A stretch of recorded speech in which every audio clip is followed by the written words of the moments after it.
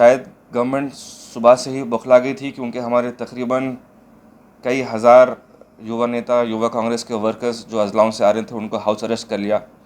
फिर भी हम जो है 30-40 गाड़ियाँ जो है एयरपोर्ट से निकली। शिवसेना रेड्डी स्टेट सदर और मैं जो है इस प्रोग्राम को लीड किए और महेश्वरम से पीछे से गए, तो वहाँ पे भी हमारे काफ़िलों को रोक दिया और तकरीबन 15-20 गाड़ियाँ वहीं रोकी गई। इसके बावजूद हम आगे बढ़ते गए और जैसा जो है सागर रोड के ब्रिज करने पहुँचे, तो हम वहाँ पे उतर गए। और हमारा BV श्रीनिवास साहब का एक मकसद था कि श्रीकांत चारी जो नौजवान अपनी जान तेलंगाना मूवमेंट में दिए थे, उनको जो है सो फूल का माला पहनाना चाह रहे थे। मैं नहीं समझता संविधान के हिसाब से या कोई भी लीगल तरीके से ये कोई लीगल एक्टिविटी थी, क्योंकि सामने जब देखा मैं काफ़िला था एक पुलिस ऑफिसरों का और पुलिस के रैपिड एक्शन फोर्स जो अपनी यूनिफॉर्म में लाठी लेके खड़े थे और मुख्तलिफ PS के लोग मौजूद थे वहाँ पर। हम इसको नज़रअंदाज करके पीसफुली चलते हुए गए और जैसा हम स्टैचू के करीब पहुँचे, ये लोग हम पर टूट पड़े और धक्कम धक्के देना शुरू कर दिए। और हमारा मंसूबा सिर्फ ये था कि जो आदमी अपनी जान दिया तेलंगाना मूवमेंट के लिए, उसको हम फूल पहनाएं। एक हमारा युवा कांग्रेस फूल का माला हवा में फेंका तो जाके श्रीकंदाचारी के गले में आया, तो वो भी पुलिस वाले, आप देख सकते हैं वीडियो, छीन के ऐसा निकाल के फेंक दे रहे हैं। अरे भाई, जो इंसान आपके साथ आपके मूवमेंट में साथ दिया, जो तेलंगाना मूवमेंट में अपनी जान दी, उसके साथ आप ये वफा करेंगे, तो ये जो दूसरे नौजवान तेलंगाना के, उनके साथ आप क्या वफा करेंगे? आपको तो उसकी जान देने के ऊपर भी आपको जो है एहसास नहीं है। वो ख़त्म हुआ। सैकड़ों युवा कांग्रेस के वर्करों को और NSUI के लोगों को गिरफ्तार करके मुख्तलिफ पुलिस स्टेशन लेके गए। प्रोग्राम हुआ, हम वापस जा रहे थे। उसके बाद जो है डिस्पर्स करने में क्योंकि मैं यूथ कांग्रेस का स्टेट वाइस प्रेसिडेंट भी हूँ, तो मैं जो है सो जितने भी अजला के लड़के और जहाँ से लड़के आ रहे थे, उनको जो है डिस्पर्स करने में पुलिस की मदद करते खड़ा था। उतने में मैं देखता हूँ कि एक तकरीबन 20-25 रैपिड एक्शन फोर्स और सिटी पुलिस डिपार्टमेंट के रचनाकोंडा कमिश्नरेट के पुलिस ऑफिसर्स जो है, कांस्टेबल्स और पता नहीं कौन कौन, लाठी लेके भागते हुए आ रहे थे और जो है सो बच्चों के ऊपर जो है सो लाठियाँ मारना शुरू कर रहे थे। मैं वहाँ पे मैं वहाँ पे था, बोला कि आप प्रोग्राम हो गया, सारे लोग डिस्पर्स हो रहे हैं, अब क्यों मार रहे हैं आप? मैं एक चीज़ नोटिस ये किया कि वहाँ पर मीडिया नहीं होने के वजह से, क्योंकि मीडिया काफ़ी बिखरी हुई थी, क्योंकि हमारे काफ़ी कायदीन को अलग अलग जगह जो है अरेस्ट किया था, तो एक कोई पर्टिकुलर पॉइंट आइडेंटिफाई नहीं हुआ था। और जहाँ पे लोग थे स्टैचू के पास, वहाँ पे क्योंकि मीडिया थे ये और लोग जमा थे, ये लोग वहाँ पे हिम्मत नहीं किए। ये पॉइंट के ऊपर जब पब्लिक जा रही थी, यहाँ पर जो है ये लोग जो है सो सडनली लाठियों की बरसात शुरू करना कोशिश करे। मैं जब एक SI को मेरे तरफ भागते हुए आए, बोला कि आप क्यों जो है हमारे नौजवानों को जो है मार रहे हैं? उसने जवाब में बजाय कुछ करने के पहली लाठी मेरे इस पैर के ऊपर मारा। उसके बाद जो है मैं बोला कि मैं ज़बान से पूछ रहा हूँ कि आप लाठी क्यों मार रहे हैं, और आप जो है सो मेरे को जो है आप जो है पढ़ा के लाठी मार रहे हैं आप। उसके बाद जो है सो तेलुगु में गाली दे के माँ को चपता आवाज़ बोल के गाली दिए, और जो है सो आप ये दूसरी जो है सो ये है।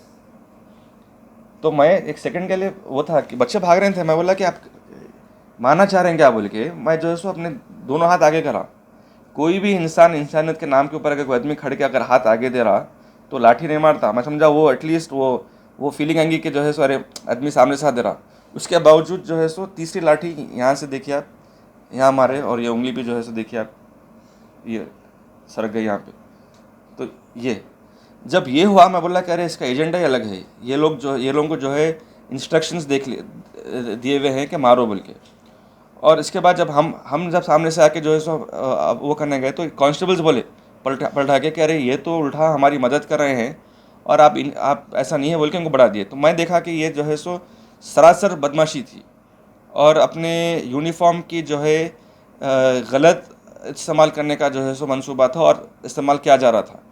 तो मैं तकलीफ़ में जो है पहले सारे लोग वहाँ पे चाहने वाले लोग मुझे अस्पताल ले जाना चाह रहे थे, मगर मैं बोला कि नहीं, मेरे को पुलिस स्टेशन जाना है। मैं वहाँ से एलबी नगर के पुलिस स्टेशन को गया और जैसा मैं अंदर जो है सो कंप्लेंट किया, हमारे ऑल इंडिया स्पोक्स पर्सन हैं दासोजू श्रवण साहब, तो उनको मैंने फ़ोन किया क्योंकि वो भी वहीं थे। उन्होंने आके जो है फिर जो है सो अपना कंप्लेंट जो है मेरे हमने बैठ के लिखा। जब मैं बाहर बैठा था, जब भी जो है सो वो लोग क्या सोचे कि ये आके डराएंगे बोल के, वो 6-8 सेकंड की क्लिपिंग भी है जहाँ पे इंस्पेक्टर और दूसरे लोग आके हमको डराने की कोशिश कर रहे हैं। वहाँ पे मेरे महिला कांग्रेस की बहनें थीं और जो यूथ कांग्रेस के जो विद्या थी और एक मेरी छोटी बहन, वो सामने आके खड़े हो गए कि ऑलरेडी इतना ज़ख्मी किया आप हमारे भाई को, और आप अब क्या आप किस उस पर रोक रहे थे। मैं खामोश बैठा था वहाँ पे। उसके बाद हमने कंप्लेन दिया। जब अंदर गए हम तो बोले कि महेंद्र नाम का कोई ऑफिसर ही नहीं है यहाँ पे। बोले ठीक है, नहीं होगा, मेरी कंप्लेन महेंद्र नाम के ऑफिसर के ऊपर ही है, नहीं है तो आप लिख के दे दीजिए, मेरे को नहीं है बोले। बहरहाल फिर इसके बाद जो है ये लोग कंप्लेन लेने से जो है सो कंप्लेन नहीं ले रहे थे। हमने इसके बाद काफ़ी मुख्तलिफ़ जगह तस्वीर और फ़ोटो चले गए थे। मेरे को काफ़ी अंग्रेज़ी अखबार के भी जो है सो एडिटर्स फ़ोन किए, तो मैं बोला कि मैं कंप्लेन देना चाह रहा हूँ। 5 फ़ोन मैंने कमिश्नर साहब को भी किए, वो फ़ोन नहीं उठाए। छठे कॉल में उन्होंने कहा कि नहीं, मुझे पता चला, मतलब मुझे रिप्रेजेंटेशन देना है, आप एफआईआर बुक करते हैं नहीं करते हैं वो आपका प्रेरोगेटिव है, मेरा काम है कंप्लेन देना, आप लेना चाहिए। तो उन्होंने कहा नहीं, आप रिप्रेजेंटेशन दे सकते हैं, ज़रूर आप दीजिए। और फिर मैंने जो है पुलिस कंप्लेन दिया इस डी महेंद्र नाम के सब इंस्पेक्टर के नाम से। उसके बाद जो है एमएलसी हुई और जो है 2 कांस्टेबल्स के साथ जो है एमएलसी की रिपोर्ट भी है यहाँ पे। फिर वापस जाके जो है मधु याक्षी गौड़ साहब और दीगर क़ायदीन आए वहाँ पे हमारा साथ देने के लिए, और असमतुल्ला खान हमारे कन्वीनर है कैंपिंग कमेटी के, वो लोग सारे लोग थे। लोकल एलबी नगर के इंचार्ज है राम रेड्डी साहब, वो लोग सारे आए, मीडिया से बात किए, हॉस्पिटल से बात किए। फिर डॉक्टर्स ने कहा कि काफ़ी ब्लड वेसल्स जो है वो मारने से जो है सो फट चुके हैं अतराफ़ में और वो इंटरनल ब्लीडिंग हो रही है। तो उन्होंने कहा कि जो है सो ऐसे हालत में तो सिर्फ आप रेस्ट ही कर सकते हैं और हम आपको high dose of medication, antibiotics और पेन किलर्स दे सकते हैं। वो लेके मैं आया। आने के बाद जो है सो फिर और दीगर तकलीफ़ ज़्यादा हुई, मगर मैं जो है सो ये समझा कि अगर नौजवान के इशू के ऊपर अगर आवाज़ उठाने जा रहे हैं, हमारा एक ही मकसद था कि बेरोज़गारी के ऊपर आवाज़ उठाएं। जो नौजवान जो बेरोज़गार है, जो नौकरी नहीं रहने की तरफ से काफ़ी लोग सुसाइड कर रहे हैं, महंगाई आसमान चढ़ के बोल रही है, इनके लिए आवाज़ उठाने के ऊपर अगर हमको जो है मारा जा रहा है तो हम मार खाने राज़ी है। मगर जब आप मेरे को मार सकते हैं तो आप जो है सो कोई भी हमारे यूथ कांग्रेस के आदमी को जो है और एनएसयूआई के आदमी को मार सकते हैं। तो ये मैं चाह रहा था कि इनकी ये ज़िद जो है, ताकि ये तकब्बुर और अना और जो अपने ताकत का गैर शाइस्तगी से इस्तेमाल कर रहे हैं, इनको रोकना ज़रूरी है। पुलिस का काम है लोगों की सिक्योरिटी करना, बल्कि आप उठे बैठे हमारे बेरोज़गार नौजवान को चालान मार रहे हैं, गाड़ियाँ जब्त कर रहे हैं। हाँ, अनलॉफुल एक्टिविटीज़ दुनिया का हो रहा है, दुनिया के जो है सो मर्डर्स हो रहे हैं वहाँ पे, और उसके ऊपर आप एक्शन नहीं ले रहे हैं। और बेरोज़गार लड़के स्टूडेंट्स जो है उनके ऊपर कोई ना कोई मंसूबे से गाड़ी रोक के गाड़ियाँ जब्त कर रहे हैं, चालान कर रहे हैं। इस किस्म से जो है सो व्यवहार करके आप जो है सो स्टूडेंट लीडर्स को बात मार रहे हैं। मैं 13 साल से एक्टिव स्टूडेंट पॉलिटिक्स किया हूँ और यूथ कांग्रेस पॉलिटिक्स किया हूँ। ऑल इंडिया सेक्रेटरी था मैं एनएसयूआई का, 13 स्टेट्स का इंचार्ज था। कोई भी हम हिंदुस्तान भर में एहतजाज किए गवर्नमेंट के ख़िलाफ़, डेमोक्रेटिक वे में। कोई इस किस्म से जो है सो लाठी मारते हैं आप पब्लिक को हटाने के वास्ते। कौन से एंगल से दिख रहा है आपको कि ये जो वार है ये जो है सो, इसमें तो दिख रही है ना कि सरासर कोई पर्सनल दुश्मनी हो, या कोई नफ़रत हो, या कोई हिडन एजेंडा हो, या किसी को खुश करने के लिए आप मार रहे हो। मैं दावे के साथ कह सकता हूँ कि केसीआर की हुकूमत, टीआरएस गवर्नमेंट बौखला गई है। अक्टूबर 2 के दिन हमारा आगाज़ था ये जंग सायरन का। दिसंबर 9 तक हम रोज़ आगे जाके बेरोज़गार की आवाज़ उठाएंगे। अभी हमारे आगाज़ से ये लोग इतना बौखला गए तो आप सोचिए अंजाम पहुंचने तक क्या होगा। ये मारने से, लाठी खाने से हम डरते नहीं। अगर उन्हें समझते हैं कि हमको मार के घर में बिठाएंगे तो उनकी गलतफहमी है। अगर अब ज़रूरत पड़ी मेरी और मेरे खून की, तो मैं अब उतर के जो है सो मेरे बेरोज़गार भाइयों के वास्ते और उनके नौकरी के वास्ते, उनके बहबूद, उनके वेलफेयर के वास्ते मैं अब उतरने राज़ी हूँ। ये जो है उनकी गलतफहमी है कि ये हमको डरा के, धमका के और जो घर में बिठाएंगे। और मेरी अपील है, और मैं जो है सो ऑलरेडी बात कर रहा हूँ कि ये महेंद्र नामी एसआई साहब को जो है इनके ऊपर कड़ी से कड़ी एक्शन लेना चाहिए, क्योंकि ये जो है अपने वर्दी का जो है सो फ़ायदा उठाए हैं। और जो है मुझे अभी जो है दूसरे सोर्सेज से मालूम पड़ा कि ये लोग काफ़ी कोशिश कर रहे हैं मुझे कि मैं कंप्लेंट वापस लूँ, क्योंकि अब तक एफआईआर बुक नहीं किए। मुझे ये भी कहा जा रहा है दीगर इंस्पेक्टर्स और लोगों से कि ये मेरे ऊपर एससी केस बुक करेंगे। मेरे हिसाब से ये हिंदुस्तान का शायद एक ही केस होगा जहाँ पे वार भी आप करेंगे, मारेंगे भी आप, और जो है केस भी आप बुक करेंगे। आपको जितने केस बुक करना है करिए, आपको जो करना है करिए।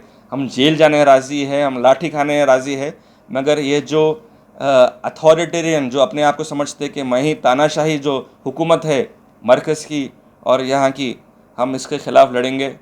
आप एक आमिर जावेद को मारेंगे तो 100 आमिर जावेद और तैयार रहेंगे। याद रख लीजिए केसीआर, केटीआर, ये तो अभी आगाज़ है और हम इस जंग का ऐलान कर चुके हैं। और आपको जब तक आप हमारे बेरोज़गार भाइयों को नौकरी नहीं देंगे और ये पुलिस का जुल्म ख़त्म नहीं करेंगे, हम लड़ने के लिए राज़ी है और हम आखिरी खून के ख़तरे तक लड़ेंगे।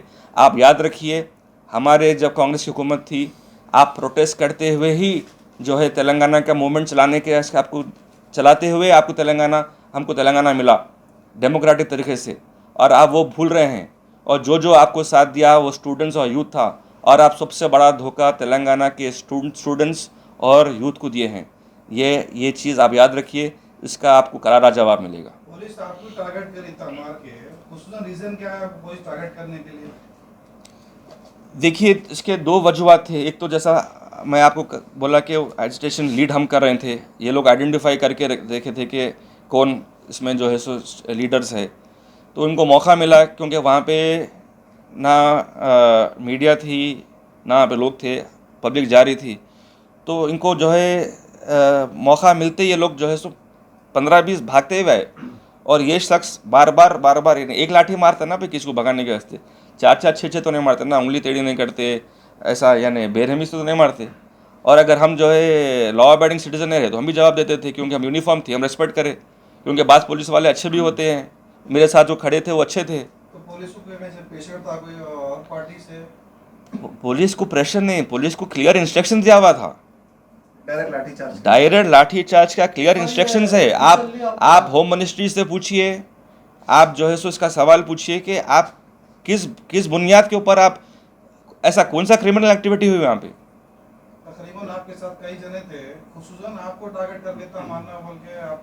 साहब, ये सवाल मैं चाहता हूँ कि आप पुलिस डिपार्टमेंट से और होम मिनिस्ट्री से पूछे, बल्कि क्यों आप एक जी तेलंगाना का आप एक जाना पहचाना चेहरा है, आप ऐसे कई प्रोटेस्ट में पहले से हिस्सा ले चुके हैं, और जिस तरीके से आपको मारे, तो आप यही बोलना चाह रहे हैं कि पुलिस स्पेशली आपको टारगेट करी? 100% बोल रहा हूँ साहब मैं। नेक्स्ट स्टेप क्या रहेंगे? पुलिस एफआईआर नहीं करेंगी सब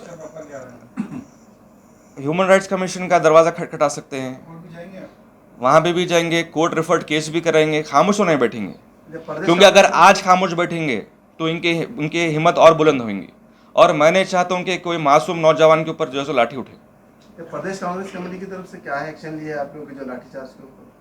सख्त मजम्मत करे। हमारे सदर रेवंत रेड्डी साहब प्रेस कॉन्फ्रेंस भी एड्रेस करे, भट्टी विक्रमार्का साहब, मधु याक्षी गौड़ साहब, आज आप हर पेपर उठा के देखिए। आप हमारे SC ST बच्चों के ऊपर अटैक हुआ, हम हमारे ऑल इंडिया प्रेसिडेंट के ऊपर अटैक करे, लाठी के निशान ने ट्विटर के ऊपर ट्रेंड हो रहा हर जगह। तो अटैक आप किए, और जो है SC ST के बच्चों पे, हमारे SC ST बच्चों पे वार हुआ। हम जा रहे हैं SC ST को, आप क्या जाएंगे? आप इस हुकूमत पे क्या तवक्को रखें इसके बाद?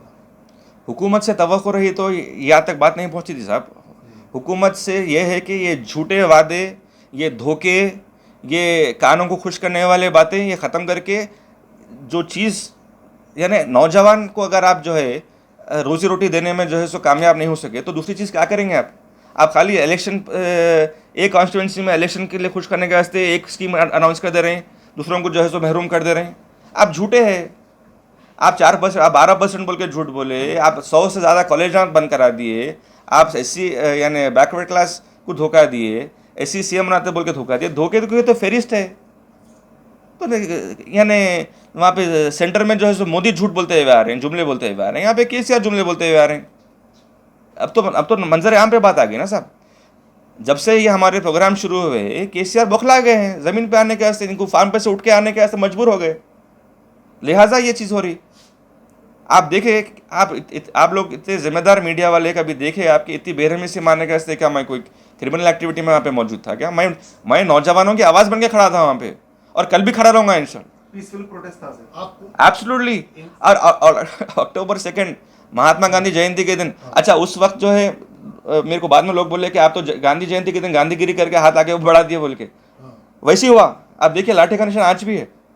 उस दिन कहा जाता है कि कोई केस बुक नहीं होता है, तो फिर उस दिन बुक मतलब ऐसा हमला करने की वजह कैसे हो सकती है? उस दिन जो 2 तारीख जो होती है गांधी जयंती के जी दिन, हाँ। अमूमन केस बुक नहीं होते हैं। नहीं होते हैं, मगर यहाँ पे जब यहाँ पे बॉस बोल डाले तो ये इनको तो बेचारी नौकरी करना है ना। तो ये आपको क्या उम्मीद है अब इस वक्त आपको नहीं, आपके केस के ऊपर? क्या आपको इंसाफ की उम्मीद नहीं है साहब, हमारा उम्मीद नहीं है, हमारा डिमांड है। जी, आप अगर ये एसआई के ऊपर जब आपके सामने क्लियर एविडेंस है, आपके खुद के कांस्टेबल्स, आपके खुद के लोगों के सामने, आई विटनेस के सामने छुपाना है तो आप कुछ भी छुपा सकते हैं, मगर आप में अगर ज़रा सा भी ईमान बाकी है तो आपको मालूम कि ये गलत हुआ। आप अगर जो है इनको सस्पेंड करें या इन पर कोई एक्शन लेंगे तो हम खामोश बैठेंगे हम, मगर हमको मालूम है कि इतनी हिम्मत, इतना बड़ा दिल ना हुकूमत के पास है ना इनके पास है। तो लिहाजा कल तक अगर एक्शन नहीं लिया तो कल हम बराबर ह्यूमन राइट्स कमीशन के पास जाएंगे, बराबर जो है सो कोर्ट को भी जो है सो खटका मारेंगे।